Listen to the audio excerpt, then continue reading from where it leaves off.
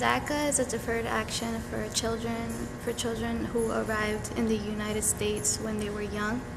I am a DACA student, and I feel like a lot of my friends and my community don't really know what DACA is.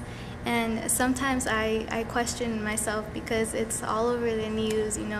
Our president has talked about it a lot, and still they don't know. And that does hurt me because I could understand if it doesn't affect you. You wouldn't really want to know about it. But I mean, you would be surprised of how many people in our community are are in that situation.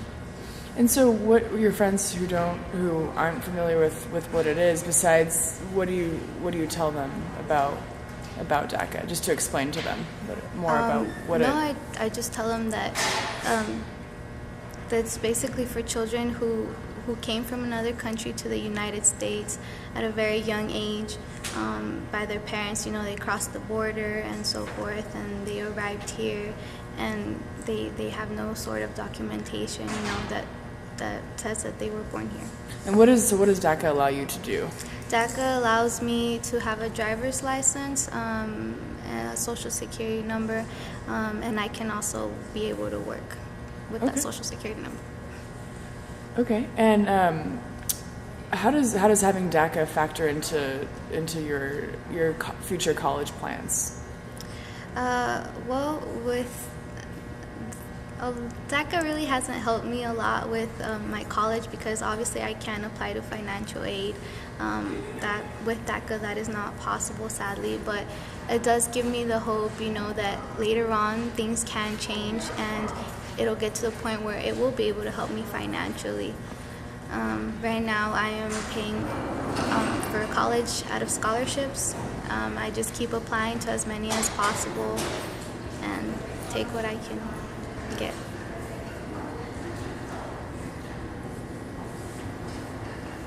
Okay, and when did you first come to America? I know your family came to Homedale first, and then to Wilder. How old were you? No, we came to America in 1999. I was 1 when we arrived here, and then we first went to Emmett because my dad's brother was already living there, and then from there we went to Parma, and then from Parma we ended up in Wilder. And do you know others in Wilder who have DACA, who are in the DACA program? Yeah, I graduated with several of my friends in high school were from DACA, and then now that I'm in college, I do have friends that are in the same situation that I am, and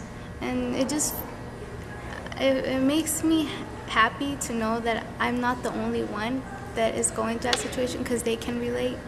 I talked to one of my friends, and she said I wanted to go to University of Idaho, but she couldn't because of her financial need, and I could relate that too because I wanted to go to a bigger university, and like everyone else does, but only God knows why we didn't. But we're still here trying our best to do what we can do. And you're studying nursing. What drew you to nursing? My mom was the whole reason why I ended up going into nursing.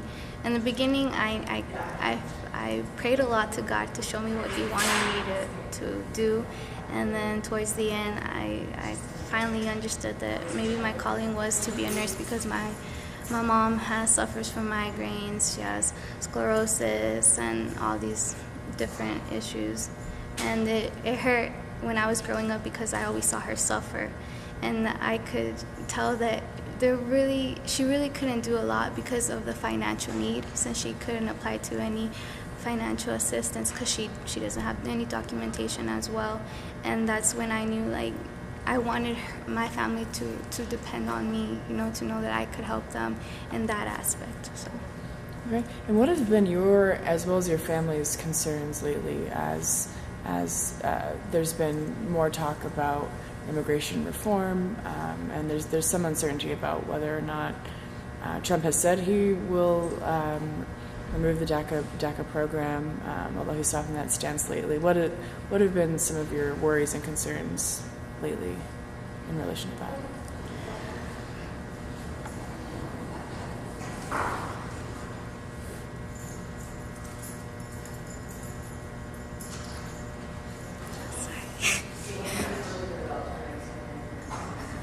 Me personally, I'm scared, but then I'm not scared. I'm scared because I don't know if one of these days we're gonna be told that we have to leave.